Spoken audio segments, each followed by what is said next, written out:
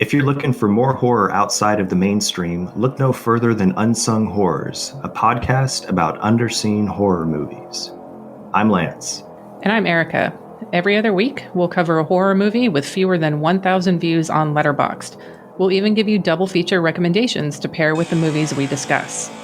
From gothic to shot on video, from slashers to comedies, from giallo to J-horror, we'll cover all the subgenres. So join us as we unearth these hidden gems of horror. Follow us on Instagram, Twitter, and Facebook, all at Unsung Horrors, available wherever you listen to podcasts. And part of the Someone's Favorite Productions podcast network.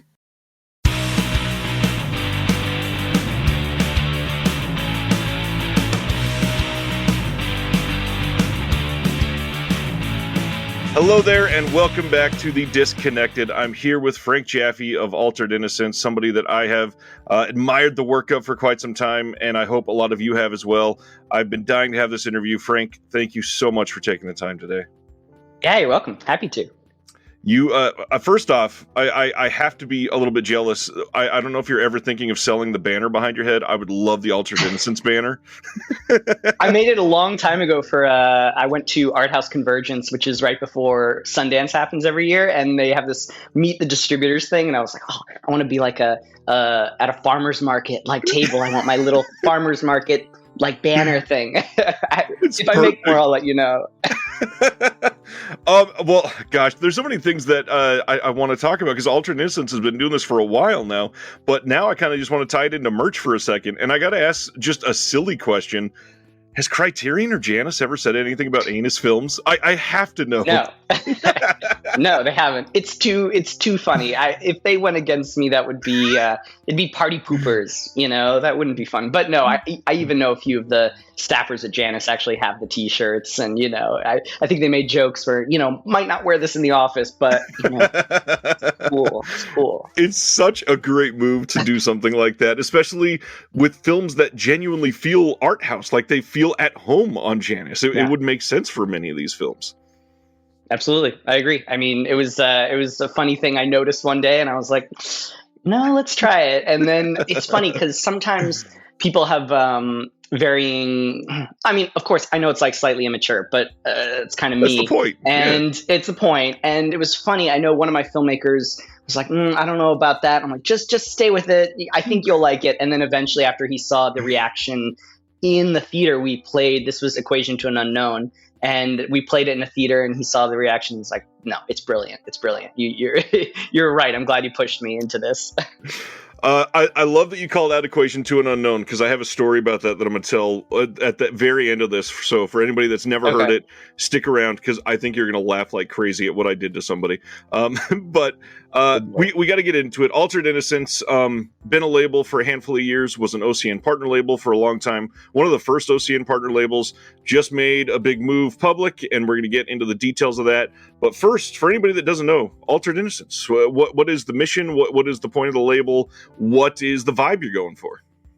Yeah, when I started this, I was still working at Strand Releasing. I have a big appreciation of what they do, and so I was extremely excited to go to work for them. And then when I started wanting to do my own label, one of my favorite genres as a kid was the coming-of-age genre. I remember, browsing Blockbuster and just, eating up all those picture this exclamation titles and, titles like Mysterious Skin and things like that. So that was kind of the basis of what I wanted my company to be, these edgy coming-of-age films,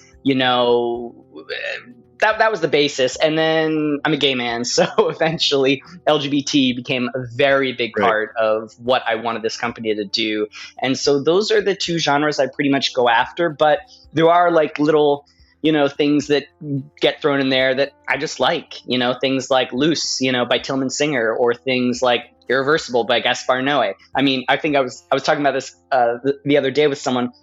If you told my 15-year-old self that I would be working on Irreversible, I remember watching that with my dad when I was like 13 or 14. And I remember him, being like, turn it off. We did turn it off during that scene. He was like, no, too much. So I had to like sneak back downstairs after he went to bed and like finish watching it before we sent it back to Netflix.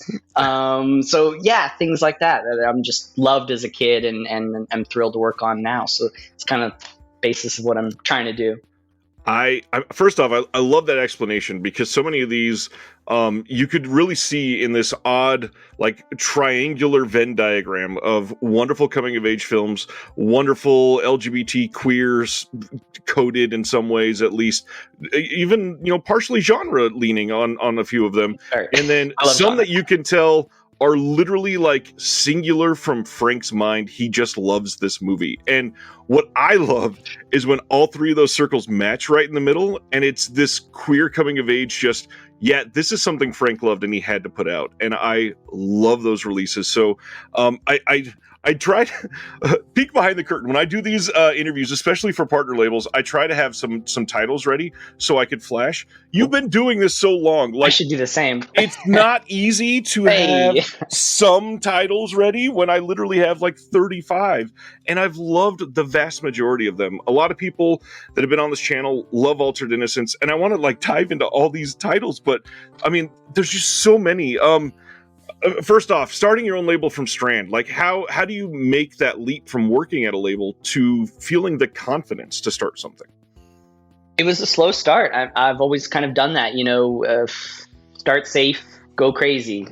So basically, I was there for about 2 or 3 years, and not to knock them, but I realized I wasn't really going to learn anything that I really, I was really interested in acquisition, the whole process. And I was quickly like, I gotta do it myself. I'm going to do this. And so I started off with 2 kind of things. One was Doors Cut Down, which was a short film. It's on Altered Innocence Volume 1. And that was a short film I really loved. And I was like, man, it looks so bad. Let's see if we can try to restore it. So that was kind of the first thing we did. We played it at Outfest, and then I kind of helped put on VOD. But the other big one was Concrete Night. That was AI 01BD. And that was a film that came through Strand. They pitched it to us, and we did a little bit of acquisitions around the office, and pretty much all of us agreed, like, it's not going to do well theatrically. It's, it's already past its festival run. But I loved it. I was just like, oh my God, this is so gorgeous. And I'm a huge Blu-ray nerd. So I was just like, man, if I don't do it and put it out on Blu-ray, no one is ever going to put this out on Blu-ray. So that was kind of my first title. And, I got the blessings of my bosses. They were like, as long as you're doing home video, that's totally fine. So that's kind of how I started. It took a while to start, but then I did Concrete Night. I did Desire Will Set You Free, Violet, which was a really cool one. And eventually, I had that one ready. It's such a wild one. That was again, another one of those films where, man, really hard to release theatrically, but it has to be on Blu-ray. I mean, that 70 millimeter end sequence is stunning, and you need that on Blu-ray. And then that all progresses up until I see The Wild Boys. And that was another one where we were watching it at work. We were watching it on Strand's little, like a 32-inch TV. It's ridiculously small. But of course, don't tell my bosses, but I definitely got stoned before watching it. And as the movie goes on, one by one, the staffers of Strand start to leave. And then by the end credits, I'm the only one left in the room. And I'm just like, holy shit, this movie's amazing. And then I talked to, my bosses, and they're like, no, we're passing. Okay. Not shocked at all. No, it's a wild. I mean, I think they should have. I actually think it is kind of a Strand releasing type title, but whatever. So that was my first theatrical release, and that was kind of what made me start leaving Strand and fully starting my own company, by myself. Interesting. So for everybody at home, for the timeline, about when was that happening? That was what, 2017 or 18? 17, yeah, exactly. Interesting. Okay, so around then, a lot of these festival type films were doing fairly well. We hadn't had the COVID bomb yet. Nothing had killed everything. But around that time, it's still, I really want to hit home for a lot of people, because those watching this channel, a lot of them have had that aspiration of, man, if I could have my own Blu-ray label, how easy that would be, because I love movies and whatever. That confidence, you have to really have a lot of knowledge first, but then to now be in a different era for, some of these films are dying theatrically or not being picked up for anything. How do you think it's changed since you started the label? I mean, gosh, I don't even know what to say. I mean, home video has, kind of declined a little bit. Festivals have definitely declined, and theatricals kind of declined. But that's not to say there's not a new generation of filmmakers that are coming up right now, and a new generation of, actually, I meant to say audience goers, honestly. I've been seeing a lot of young people through Letterboxd and other opportunities get really excited to be a cinephile again. So, you know, I'm going to stick in there. I'm hoping that, you know, things get better and better. I don't know. I don't know what to say. It's hard to, you know, so I will say one thing that big change before the pandemic and after the pandemic is the older audience. You know, releasing films theatrically, we always knew there was going to be the, you know, 20 people a day that were absolutely going to go see a movie theatrically. We weren't worried about it. We were just like, no, we've got the old audience. And as long as we target it towards them and the trailer's cool looking, it's got all the quotes and everything like that, we'll be fine. We won't do awful. But that's gone now. They figured out how to use their Roku devices. And so theatrical is really difficult now, which is, I think, the biggest change. But so what I do is I definitely try to focus on movies that I think will break out. And that's what you were saying earlier about genre. Yeah, that's why I love genre personally and for theatrical purposes. It's a movie that, it's a type of genre where, it's a type of movie where you kind of have to go see it on a big screen if you really want that experience, see it in surround sound. I mean, Loose is a great example of that. Oh my God, the surround soundtrack on that is one of the most banging surround soundtracks. And of course, you know, if you have a surround sound set up at home, that's great, and you should have that. But seeing in a theater, it's so cool. That's the other thing about the catalog that you have created and curated over the years is I think that you have this odd, very singular, experience-driven catalog that a lot of labels do not have.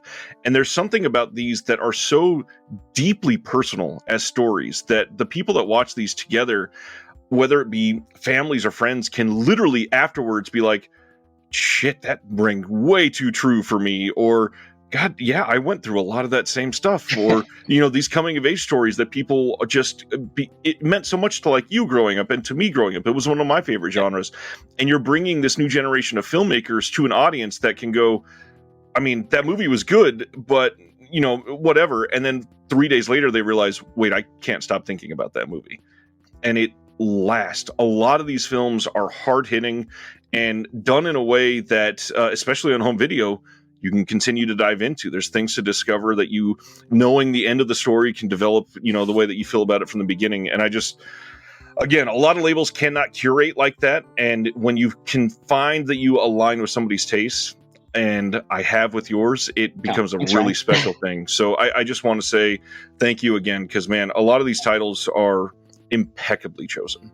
I really appreciate that. And a little story off of that, I always tell people when I'm watching a movie for acquisition, can I watch this 4 or 5 times? If so, then it's approved. If not, I can't, because I do everything myself. I do all the authoring, all the, you know, like I check the DCP and everything. So I have to watch it 5 or 6 times or something, sometimes more. So I have to really like it. And I'm really glad that you also feel the same. Well, and a lot of these, it serves better, like the Mandico titles on second. Yes, right? 100%. I remember I saw Ultra Pulp at Cannes 2018, and I remember sitting through it and just being like, okay, that was cool. That was a lot. That was cool. And then I remember on my repeat viewing, second or third time, I was like, it's a masterpiece. It's probably my favorite film of his. I am in love. Ultra Pulp is now one of my favorite things he's ever done, except for The Wild Boys, which is still always going to be my first love. But yes, I agree. The Mandico films are great on rewatch. Amazing. Yes. So going back to the theatrical, it changed a little bit with COVID. You lose that foundation. And now, I mean, I think I get the sense from a lot of these smaller labels that they are seemingly pushing into home video a little more, because if you can get that base audience, it kind of fills in that 20-person theatrical. And so you have that built in. But we don't necessarily always have that with home video either. So have you noticed, very curious what you think on this, certain titles? Like, is there a flair for your releases that certain ones, you know, these are going to sell well? Basically, I'm asking, what is your audience? Older titles. I mean, well, it depends, you know, and I have different experiences coming from my old distributor. I'm on my 3rd distributor now. So I was with CAV first. Now I'm at MVD now, but I was at OCN before. And at OCN, especially being on that Vinegar Syndrome website, oh my God, the older titles sold so much better, you know. Right. And I would also know that, the gay titles might not sell quite as well. Not saying they wouldn't sell at all, but it's certainly a more straight audience on Vinegar Syndrome. It's fine, whatever. Right. So yeah, I could tell certain titles would sell well. Like, what's a good example of one where I knew it was going to be great? I mean, Arrebato, I knew was going to do really well. That was an exciting title to work on. Right. I should also have my stack in front of me to compare. One that with cover art like this was bound to be a hit. I'm sure this did very well. Yeah, I mean, Knife Plus Heart is probably one of my all-time bestsellers. I mean, the theatrical just went really, really well on it. Festivals really loved it. And that movie's a perfect storm. I mean, it's got the Giallo homage. It's got the LGBT angle. It's a slasher. It's set in the scuzzy porn world. Right. It's got Vanessa Paradis. I mean, it's got everything. It's a great title. There needs to be more of those. I completely agree. With things like Knife Plus Heart, it seems to be a gateway to Altered Innocence that I can show people. Hey, if you like this, you might like this one. I mean, Jan Gonzalez is a great friend of mine, and I love his films, and he has impeccable taste. He was the one that really helped me get Equation to Unknown out there. He was even the one that kind of pushed me to do Dressed in Blue a little bit. I watched it and I was kind of like, oh, that was good. And Jan was the one, he said, give me a link and I'll watch it with my friends and let you know what I think. And then he watched it and he's like, Frank, if you don't distribute this, I will kill you. And then, of course, it turns out to be one of, my more favorite films in the collection as well. But yeah, Knife Plus Heart, it's just got everything. And it's pretty perfect. But, it's funny. I actually, if you had to ask me which was my favorite Jan Gonzalez movie, besides Islands, the short film, which is probably the best thing he's ever done, but it's a short film. But I actually prefer You in the Night, the feature film, which I got to work on at Strand Releasing. But that movie is really magical for me. So I was extremely excited when Strand let me put that out on Blu-ray. That was I was worried for a second. That's hilarious. You just brought up another thing that I had on my list that I had to bring up. And again, I don't want to just sound like I'm gushing at somebody, but I've loved so much of what you've done. The Altered Innocence collections of shorts. What is the best way to say this without pissing other people off? Not many labels would take a risk on shorts, period. Not many labels would put the time and effort into restorations, into special features, into curating, especially Volume 2, which is so well done, by the way. Curating an experience of what a lot of them would just say is this random mishmash of titles, but they're not. There's something special about collecting them together like this. How do you make that choice? And did it feel risky when you were doing it? Yeah, super risky, but super risky, because I also believe in paying all the filmmakers. So, right. The costs really add up when you're, paying these amounts to all the filmmakers. But I love short films, too. And so, again, going back to, I love short films and I love Blu-ray. And that's kind of where it came from. I was just like, you know what, if I have to lose money on it, I'll lose money on it. But, that's where it came from. Trying to put some of my favorite short films and be able to view them. I still do it to this day. If I'm having an off night and I'm just kind of I'm kind of feeling moody right now, I'll just put on some of my favorite shorts on Volume 1 or Volume 2. And it's just always perks my day up. It's great. Really nice way to pad the letterbox stats too. Oh, for what? For titles my company's released, or just for shorts? If you watch 10 shorts in one night, it's all of a sudden, hey, I'm watching a ton of movies. It's funny. I kind of just started using Letterboxd this year, kind of anonymously, and I don't know. I don't necessarily log shorts. Should I be logging the shorts too? It depends on what you want to use it for. I say that as a joke because there's some people out there that are insane. I know, there's a couple of people on my Discord that will this year end with 800 to 900 films watched. And first off, I have kids. How do you do that? That doesn't make any sense to me. But second, I wish I could do that. But then I have to wonder, do I pad that with 100 different shorts? But I mean, the big thing though is a short is such an inviting way to discover a filmmaker that you probably never would have discovered. And when you're investing 12 minutes instead of 72 minutes, that's life-changing for a lot of people. And you could discover 4 different styles in less than an hour and suddenly have a new favorite filmmaker, which... Yep, that and just also, I really wanted to support the filmmakers I work with and try to find new ones and start relationships with them. That's like and sometimes there's cool things that happen, like Peter Strickland. I'm like always been a huge Peter Strickland fan. And then to be able to work on one of his short films and suddenly be able to start talking to him, it's just the coolest thing ever. And he's such a great guy. And then also just supporting my favorites like Cam Archer or Jan or, as you know, Jessica Forever was with Shudder, but I love their short films. So working more with Carolyn Pogge and Jonathan Vanell is really cool. I'm very excited. There are new features coming soon, I hear. I'm very excited.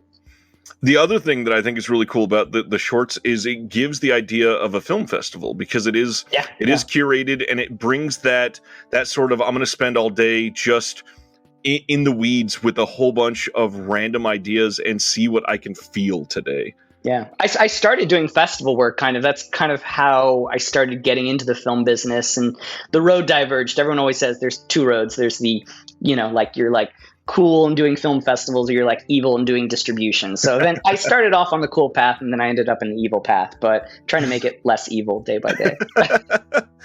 Well, one of the ways that you make it less evil, we probably should talk about something that you mentioned a minute ago too, and that's how straight the OCN audience is overall. And I got to talk about the fact that a lot of these filmmakers, without somebody literally holding their hand to the finish line, are marginalized. A lot of the people that are making these films do not get the attention, do not get distribution without some form of, I hate to use the cliched word, but like an ally helping them get there.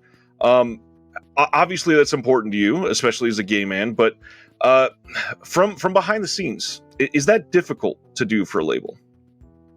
I mean, you're asking like about hand-holding for a smaller film, or just helping marginalized filmmakers, whether they be gay or trans, whether they be a person of color, whether it be somebody that a lot of these films would never get distribution from a lot of other people. Yeah, I mean, luckily it all starts with the film festivals, and thankfully we have so many cool queer film festivals out there that are pretty much the first ones on the line that are raising these voices up. It's really difficult to get those big budgets, especially in America, where there's basically no public funding. And if you look at my catalog, you'll see pretty much 3/4 of it is European or Asian or something else. And there's a reason for that. It's because they have all that state funding, and you can, do distribution without investing a huge amount of money. But then when you turn to the American sector, these are movies where either you're making for $1 million, $2 million, and my God, the distributor had better invest $500,000 into it, or you're the little budget indie who is just struggling. And you do need to watch out for those, and you do need to lift those voices up. And I certainly try to. And I'm glad that other people are starting to do it as well. I agree. This is one of those labels that I think, I don't try to say this often, but a lot of people that are doing interviews, or I hate using the word influencers, but people on YouTube or podcasts or whatever, sometimes use like you should buy this to support it. And I hate saying that, because I don't want to make people feel guilty or shameful for not being able to afford it. I understand this is from a place of privilege and all that. However, this is one of those labels that I feel like if we want more of this sort of thing, you kind of have to speak with your wallet a lot of the time. Yeah. Absolutely. And I do try to make, everything as affordable as possible. And, there's always some people say, well, I can't afford a DVD or Blu-ray. And I tell them, I honestly have most of my titles on VOD. And even if you really don't have a budget, then, I've been putting a lot of things on Tubi like everyone else, AVOD, it's cool. I like it a lot, and I don't mind it. Actually, I actually kind of like watching a commercial or two. I feel like it's like Videodrome. I feel like I'm connected back into the network of the world by watching commercials. I kind of miss them sometimes. But yeah, it's true. We're indie. It's definitely important. It is. I can't give out everything for free, unfortunately. And also just think about the filmmakers. Everything goes back to the filmmakers. I'm only kind of like a glorified like creative middleman, but honestly, it's not. I don't keep all the money. It flows. So it's not just stopping with me. It really is going back to the filmmakers and the producers, and that helps them make more movies as well. So a couple more questions about the back catalog. If you had to tell somebody this is Altered Innocence personified, what title are you picking? The one I'm kind of most proud of these days is Arrebato. I mean, that's just a title where it was, not only was it like a discovery, but, because it just has never been theatrically released in the US. Other people, right. I mean, it wasn't a discovery on my part, but it's for the US audience, certainly. And then, the fact that we were the first to restore it. So it was kind of this cool premiere. And it's got all the elements. It's got the queer, weird things. It's got the dolls in it. It's got Pedro Almodovar in it playing a woman. Like, it's voicing over a woman, transgender woman. It's really got everything. And that's a movie where I can kind of watch it over and over again. And it's just, a movie I'm very, very, very proud to have released. Well, going on that note, the next thing I was going to ask, is there a certain title that you feel extra proud that your label gets to be the one to deliver that message to a new audience? Ooh, new message. I mean, God, I feel like we're treading on the same ones, but Dressed in Blue, I mean, that's one where we're seeing such an honest portrait of trans women in Spain at such an early time. And, earlier than Paris is Burning, earlier than lots of these other films. And to bring that message, like, from the old, like an echo in time. And it still holds, it still holds so true to this day. And it's only discovering more and more audience. There's a TV show right now, the second season of Veneno is called Vestidas de Azul.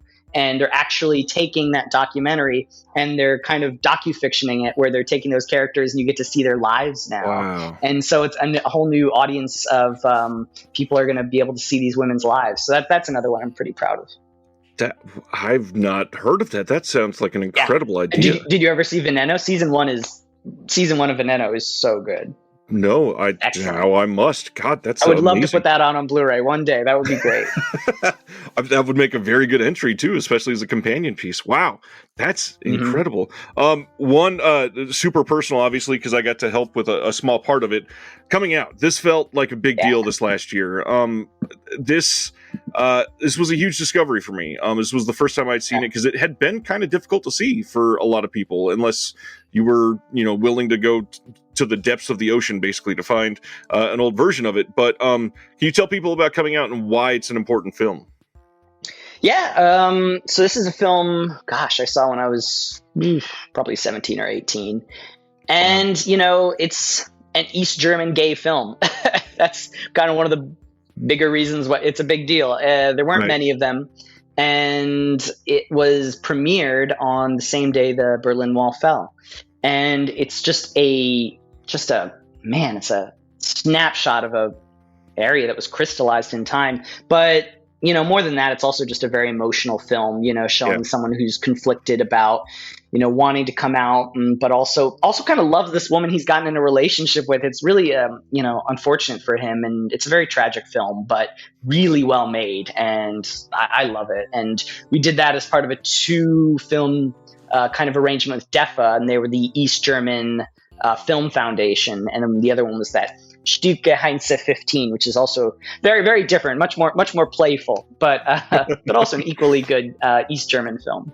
Coming Out is so beautifully filmed too. For anybody that hasn't watched it yet, just go look at the trailer. It might be enough to talk you into it, because it is shot in this very vulnerable fashion. A lot of the ways, especially from the 2 male leads that are alone in this room of this very small apartment, but the way that they frame everything, it just feels soft in a way that is inviting, and it's just crazy to think about all the historical context behind it, which leads to the next thing. Is I think that Altered Innocence really should be applauded for what they're doing with placing context with a lot of these films. A lot of the extras, I hesitate to say that they're some of the best on the game, but some of these, they're so meaningful to make you understand not just what is happening in the film, but why that film is important, which is lost from so many of these labels nowadays. I would love to hear, how do you choose what extras to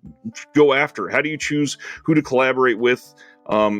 Is there some sort of mission that you're after with the extras on these discs?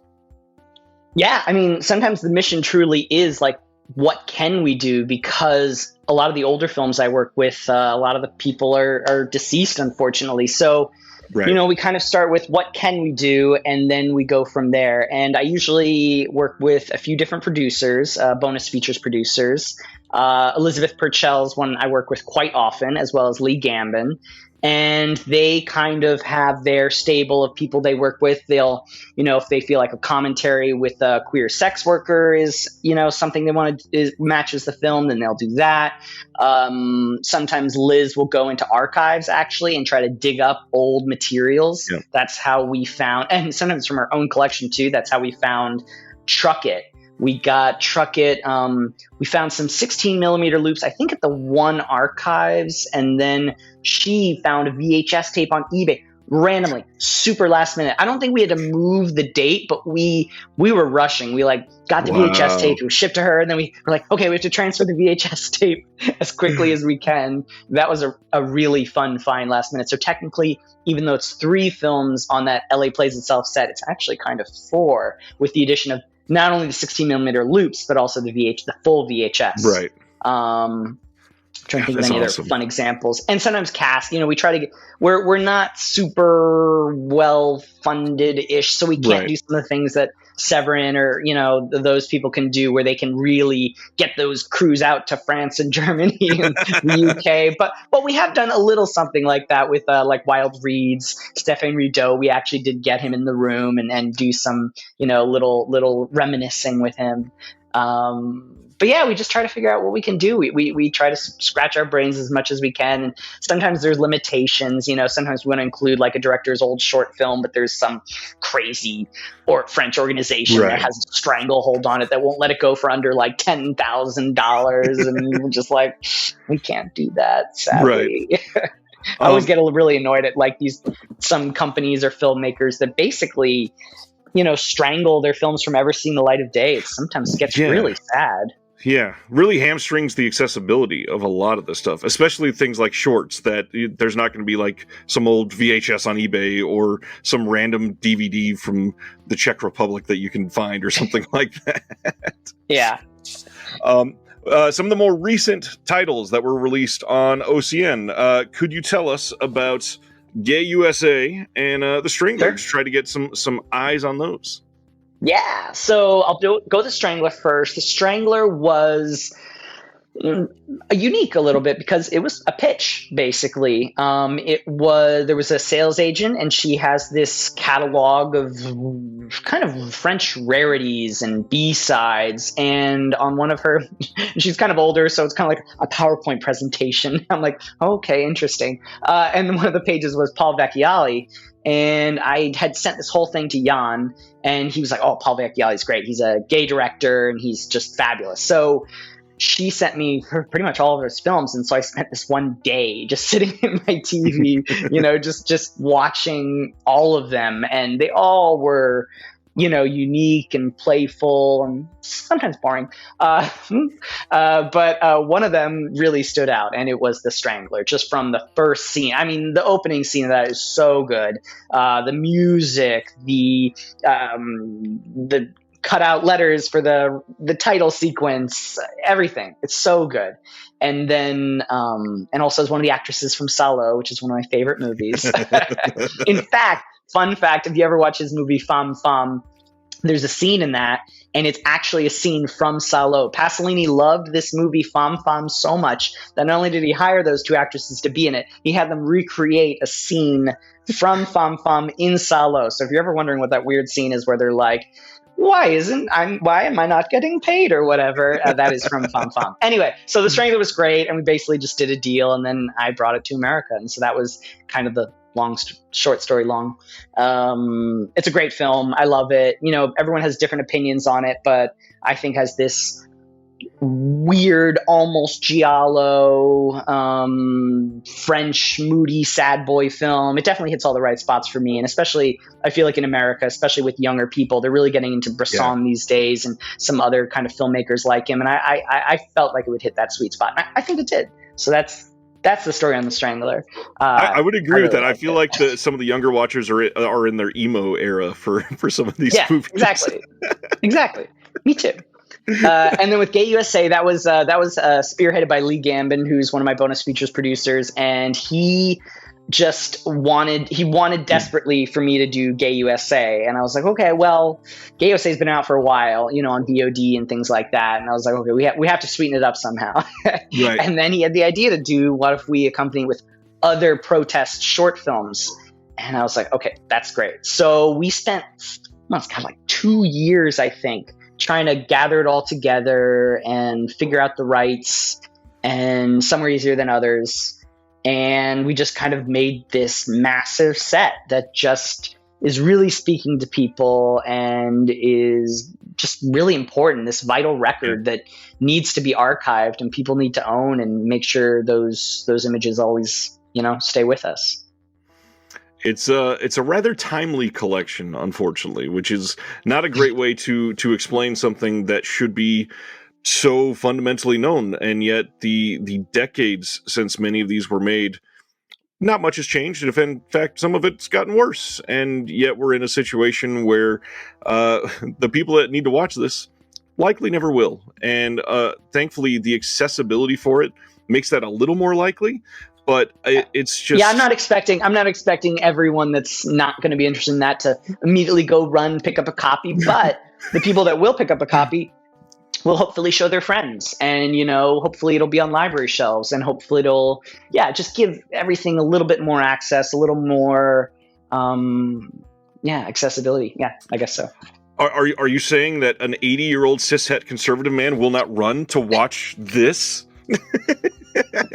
Hey, there's a lot of cool people in this world. That's all I'll say. I completely agree. So that brings us to now. We're now in present, and we got the news that in January, those were the last Altered Innocence titles coming through OCN, yes. And we are in an interesting transition period. So I'm sure some people would like to know a few things. First off, why partner with OCN to begin with? Yeah, I was with CAV. They were very nice, but it just wasn't quite working out for me. And so I knew Joe Rubin from Vinegar Syndrome for quite a while. He'd helped me do some restoration work, I think with Equation to an Unknown. And they just had been starting this partner label thing. You're right. I was one of the first, Fun City, there was one or two others. And then, I joined on board. And it was just felt like a great opportunity, one indie company working with another indie company and trying to, they had that cinephile audience, and right. I knew it was going to be, a fun time. And we're doing that whole slipcover thing. I'd never done it before, to be honest. I still don't quite get it, but they are pretty. And so that was kind of another opportunity. I knew if I didn't go with them, I probably would never get into the slipcover game. So it was kind of also another little fun little push to go do something more creative. I hate that the slipcovers are literally like the core epicenter of so much of this discussion, but very interesting. Yeah, I'll leave that diatribe for another interview or discussion, I guess. Indeed. So now the next part, it is time to move on. Altered Innocence is now moving away from OCN. You can still buy some of the titles that were distributed through OCN until they're gone. Most of those have been moved, or all of them have been moved to the going out of print section on the website, and OCN will no longer be selling those. So why is it time to move away? Gosh, there's many of the other labels have commented on it, but it's getting a little crowded, honestly. That's one reason. It's a little less focused now. Breaking through the noise is getting a little more difficult. And, there were also some kind of disagreements, which I can't really go into, but all I'll say is there is kind of a reason why some of us are leaving, sadly, but we're still good friends. Nothing too bad, but we just want to be a little more independent, make some of our own decisions, all kinds of things versus, title selections, print runs, all kinds of things like that. The move away from that will make me, feel like I have more flexibility with that kind of thing. And a return to my humble DIY routes. I'll be, once again, hitting the streets and letting people know, we're over here, buy Blu-rays. It's fun. I like it. Maybe I got too comfortable in a way. So I'm excited, though. I'm going with MVD. They've got so many relations with retailers and libraries, and it's great. So I'm very excited to work with them, and they've got a really cool system for tracking my inventory and everything. It's for the nerd in me, it's very exciting. And yeah, it's going to be interesting. There's also this handshake partnership with Diabolik DVD. Can we break that down? Yeah, I've known Jesse at Diabolik for so long. We've been working together for quite a while, and friends, right. And we love bitching about things with each other. And, Jesse is great at that, by the way. Yes, but he gets so many. It's ridiculous. He's the king of attracting some strange people. And so when I knew I was moving to MVD, there is a way you can do slipcovers through MVD, but it's a little complicated and a little confusing. And I just was like, okay, well, why don't I just do it myself and then find a retailer that work with me, and immediately Diabolik, just immediately. They've just been such a big supporter for so long. So it's a pretty easy decision. And yeah, we're going to do this thing where pre-orders will determine the size of the slipcover edition, So if we get tons, it'll be 2,000. If we just get, a few, then it'll be the standard 1,000. Or maybe we'll do one of our crazy 500s events, one of those. Right. Those are weird, but, it is kind of fun. And yeah, that's the deal there. And, it might not be, I don't think it's going to be like uber exclusive with Diabolik, but they are definitely the main source to go to. And that will help us determine our print run size. And I've been talking about this on my show. I do a live show every Thursday night, and I've been hitting this hard for some of these labels. But I will stress again, for somebody like Altered Innocence, pre-orders matter way more than labels will say publicly usually. If there's some release that you're even halfway interested in supporting, or like you desperately want people to see this, spread the word and also pre-order. Do not wait for sales. No, it changes everything. Like, I'll just give Amazon as one example. Amazon, the more pre-orders you do, the more it gets noticed. And once it kind of gets noticed on Amazon's radar or whatever, it stays there. It's so important. Some of my older best-selling titles, I know they did well because of pre-orders, and they continue to do well to this day. Wow. Yeah, pre-orders are very important. Algorithms are weird, but yeah, very weird. The whole pre-order situation, we literally just had a label in the last couple of weeks announce that they had to cancel a release coming out on UHD because there was a lack of pre-orders. So with some of these, like if you love Bertrand Mandico, like a lot of people that love Altered Innocence do, if you see titles coming up of Bertrand, you should probably pre-order it. Take the time to let it be known to other friends that love home video that, hey, this is out there, just to make sure. Because first off, marketing is hard, and you can do your part to help some of these. But that brings us to the first announced title. I cannot wait to hear your take on this movie, because the synopsis that you guys have, it's incredible. It is remarkable. This movie sounds amazing. What, for She's Conann? Yes. Yeah. Yes, it's always like Bertrand's films. It's always wet, weird, and full of glitter, basically. But with this one, I think he's added a level of poetry that we've only seen a little bit in his films, but now it's kind of gone to the next level. It's almost entering the art house sphere, but not quite, because it's still sci-fi fantasy, Conann slashing people, and lesbians making out, and and Alina Lowenson in the coolest dog prosthetic makeup. It is so cool. It's probably my favorite part of the movie, honestly. And then, of course, another awesome soundtrack by Pierre Desprats, and which is available on vinyl. Go buy it. It's on my website. And what else? Oh gosh, it's great. It's in Scope. It's a really cool one. And we're going to put 2 short films on the Blu-ray, and those are both short films that he kind of shot alongside of the film, because it was originally a play. Yeah, so it was originally a play. During COVID, they did this play, and it was like a filmed play. And then he realized, okay, if I'm filming a play already, why don't I just make this a short film? And then eventually he was like, why don't I make this a feature? So basically, there's one short film that was is more when he made the play. And then there's another short film that you can tell he shot it while he was making the feature. The sets are a little bit more, or they're larger. They're more developed. And he has the actresses. That's the other important thing, is he had the same actresses that were in the feature. It's a little different from one of the short films. I wish I could remember which was which, but I can't. And yeah, those are both really cool short films.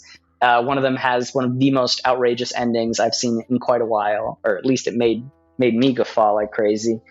And yeah, that's going to be the Blu-ray, and it's going to be really cool. We're doing one of the another cool thing about moving away from OCN and going to do my own kind of thing is I can go back to foil. Foil is my all-time favorite thing to put on slipcases. I've done it many times before, but then OCN put a stopper to that because I think, especially with the Scary 60 whatever. Because that had so much foil on it, and I think a lot of it was getting scratched off, and then people were like returning it or something like that. So, but I don't do that. I just do splatter, and I do like little teeny things, so it should be okay. But yeah, I love foil. So we're gonna do this crazy splatter slip cover, and then the other side is gonna be this collage that Bertrand Mandico actually drew himself. It's really cool.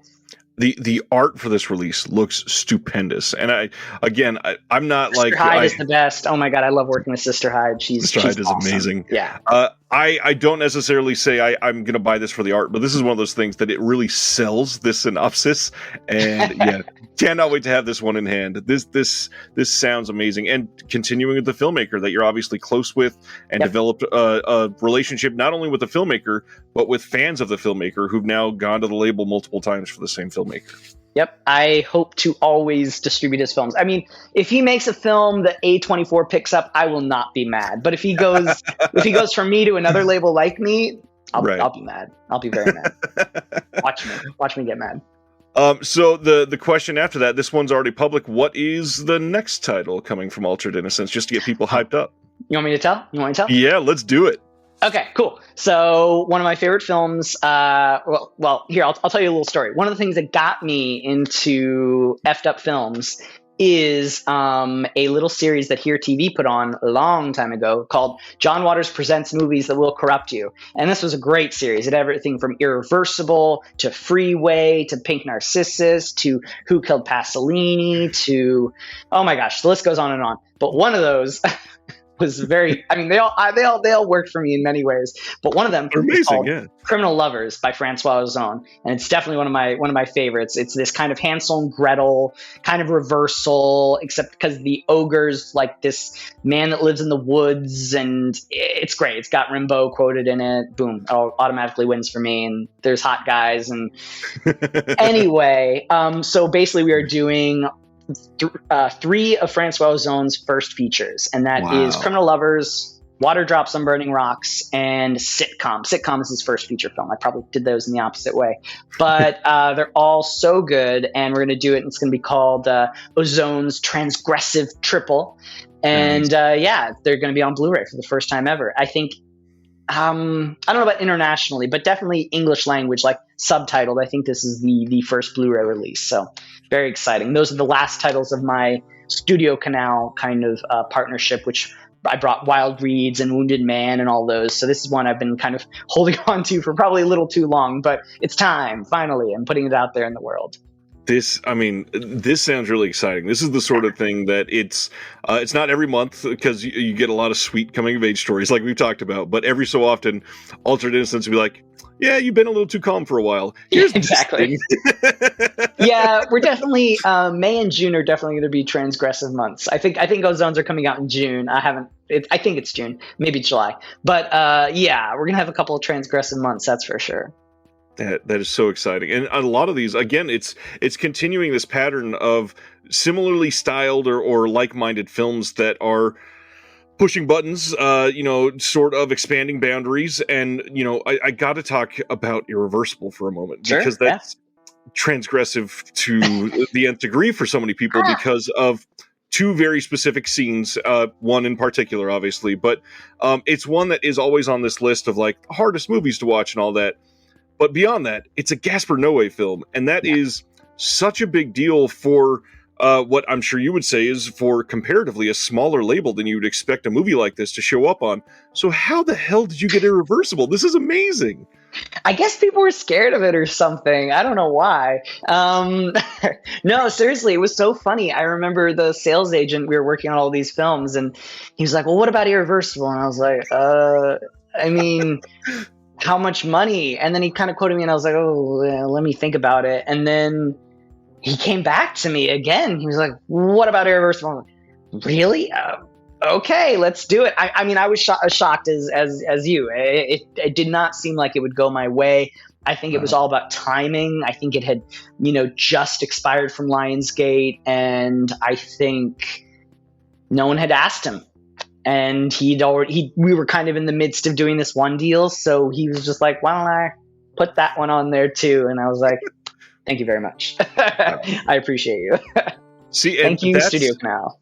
That's such a big deal for a label like Altered Innocence, because not only does it bring new customers, but then as they're clicking, they go, oh, what's this? And this, and this. And they exactly immediately expand their horizons, and suddenly Altered Innocence is in way more homes than you would expect. Yep, that's exactly my thoughts as I was picking up. I mean, I love the film regardless, but yeah, of course, it's such a huge film. It's super famous. I'm actually surprised I put it out in theaters. Actually, didn't do that well. Shocking. I'm gonna hint weirdly, but I think it just goes to show what a tough film it is. I think some people are just afraid of re-experiencing that, honestly. I think for a lot of people that's a one and done film, and I saw it when I was a kid, so for me, I think what you were saying, it's a Gaspar Noé film more than anything else. So for me as a kid watching it, I was just like, but this movie's so cool beyond the the very intense scenes. It's just such a cool film. Kind of reminds you of well, maybe I shouldn't say that. Well, I just saw Aggro Drift in a strip club, and it was like one of the wildest experiences I've had in a while. And I don't know, it kind of reminds me, different styles of filmmaking. Anyway, or wild new styles. I'm going to talk to you about that after we end this, because I got another story for you. Excellent. But yeah, it's a great film, and I'm very honored to have been able to work on it. Well, and one thing I want to say is just, I know it's just kudos after kudos, but Alexandra Heller-Nicholas, speaking on behalf of this movie, is such the perfect companion piece. She's literally the expert. And I'm so glad that somebody like you is wise enough to make that choice. And again, contextualize what is kind of a really harmful scene for a lot of people. And beyond that, it's an individual that has spoken widely about the genre for years, so she's genuinely trusted. And I'm grateful that she's on this disc. Yeah, actually, technically the thanks for that go to the UK producer, but yes. I do work with Alexandra on other things. But it was cool to email her and just be like, hey, we're able to put this on here. And she was like, awesome. But yeah, no, she's the best. Yeah, she's really good. She is becoming prolific like crazy. She is suddenly showing up on like every disc. I love everything she does. Everybody needs to seek her out too. Interview up on the channel before this one, so go look at that one. Awesome. With the MVD transfer, are there any worries that you want to make people feel a little more comfortable with the transition? Is there anything? Any questions? I mean, it's going to be a pretty smooth transition. I hope that, wherever you get your films, you're still going to be able to get them. Of course, send me an email if you encounter any issues. I'm very, easy to get a hold of. Emails on the website. And, it should be up on all the usual channels, Amazon, Diabolik, Deep Discount, all the good ones. And hopefully, they'll still sell to a few international kind of key places. But yeah, just let me know if you can't find anything. Happy to help. I really hope people make the transition with Altered Innocence. I fear that one or two of the other partner labels that have made the jump away from OCN kind of got lost in the transitional shuffle. But now that it's becoming a little more common, I think people are looking out for it more. The only thing I definitely feel for the international customers that were just so accustomed to adding it into the box, but it's at Diabolik if you want. You're probably already buying something internationally from Diabolik. It won't be that much more to add one more title. Yeah, exactly. I mean, Diabolik has so many good titles. So just, make it a monthly or bi-monthly thing, It's, make it a big package. And yeah, should be fine. I am stoked for the future of Altered Innocence, and now I have to share that story I was going to bring up about Equation for an Unknown. So before I share the actual story, for anybody that's never seen it, can you share what Equation for an Unknown is? Absolutely, of course. So Equation to an Unknown is a film we kind of restored alongside Knife Plus Heart. It is a, again, using the word previously lost, gay porn film. And it was, I can't remember the exact year. I feel like it's 78 or 82, somewhere around there. And it was shot by this guy. He went by the name of Dietrich de Velsa. But he's actually known as Francis Savell, and he was a set designer. He worked with, oh gosh, I can't remember. And it's this kind of melancholic porn film, and shockingly art house, well photographed, and has this very haunting soundtrack. It's haunting the whole time, but even in the last orgy scene, there's just like a woman crying, while all these like hot guys are having really hot sex. It's very strange, has this sad feel throughout it, but it's also so good. I mean, I'm kind of like, almost like I feel like I'm like downplaying it, but it is a fantastic film, really hot guys, hot sex. And it's you'll have an experience for 90 minutes, that's for sure. It's unlike anything else. I love that you use that as the last sentence right before what I'm about to say. So a couple years ago, I swear it was about 3 or 4 months after the disc release, it played at the New Bev. It was the second feature of a double feature. I don't remember what the first film was, but it was Knife Plus Heart. Yeah. Okay, so I had said, I saw Knife Plus Heart. This looks like a pretty killer double feature. I'm not in LA, but I had a friend who is every month he sends me the calendar for the New Bev, and I said, Knife Plus Heart is an incredible film. You will love it. I haven't watched the second film yet, but it's from the same label. They're all OCN partners. I really think that if you like Knife Plus Heart, you're probably going to like the double feature. Go check it out. This gentleman is always late. LA traffic didn't help with that, of course. He showed up something like 10 minutes in to the second feature. So he shows up to Equation to an Unknown, goes and buys his snacks and goes and sits down in a room full of all dudes. And he goes, I'm looking for a seat, and look up, and I don't remember. It was one of the opening scenes, but there was just full blown like art house fellatio happening in front of him. And he goes, well, this is an interesting movie. And then gave it a few minutes, and he texted me right after and goes, I think you just catfished me into a gay porn. I was like, no, I mean, I've heard it's good. I just haven't watched it yet. I'm sorry. But it's become this long running story that is hilarious that I accidentally sent him to a gay porn movie. Good for you. I'm glad. I'm just glad he brought in his horizons, and it's a spectrum. Did he stay for it? He stayed and watched the entire thing. Excellent. I was gonna be like, if you don't see that great jerk off scene that happens midway through the film, one of the best. I don't watch many jerk off scenes, but it's a great one. It's like it's all like one take. I'm probably going to have to put something related to that sentence in the title now. I appreciate that. You're welcome. Frank, we could spend probably 25 minutes on each of these individual titles. I would love to have you back someday. I really just wanted to have you on here to make people understand Altered Innocence is important. They're one that I would advocate to supporting way more than some of these others. Not that we shouldn't support all home video and all that, but unfortunately, with a lot of these films aren't going to have a huge audience. And finding somebody that you appreciate the taste and curation of, like I do for Frank, is special and pretty rare. So if you trust me, trust Altered Innocence. This is a really great company, and I just hope for the best for the immediate future for you. Thank you, Ryan. I really appreciate that. All right. Well, have a good one. Thank you, sir. Thank you. Talk to you later. I am Adam Lundy, co-host of They Live by Film, a podcast dedicated to bringing you film discussion and interviews from around the world. Every week, my co-hosts Chris Haskell, Zach Bryant, and I discuss a wide range of films, from monumental classics like Vertigo and The Rules of the Game, to the craziest, schlockiest movies ever made, like Deathbed, and everything in between. We are also lucky enough to have sat down with some of the biggest players in the boutique Blu-ray and film restoration game. If this is your thing, then come hang out with us every Thursday at 7 p.m. Eastern, wherever you normally stream your podcasts, and now as part of the Someone's Favorite Productions podcast network. Thank you for listening to the Disconnected Podcast. There's one big thing that you could do to help the show, and that is to leave a rating and review on the podcast service of your choice. Thank you.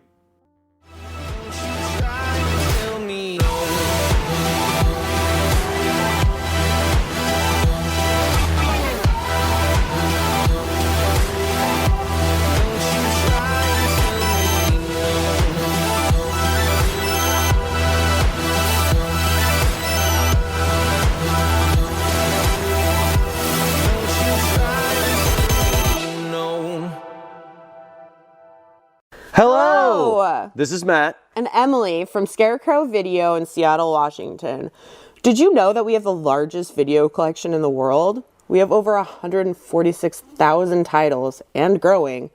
That's over 3 times more than Netflix, Amazon, Max, and Hulu combined. Plus, Scarecrow now offers rent-by-mail service throughout the U.S., so check out scarecrowvideo.org for details. You can catch Emily and I, or Matt and I, if that was going to be you saying that, on our bi-weekly YouTube show, Viva Physical Media, for video recommendations and so much more. See ya! Bye!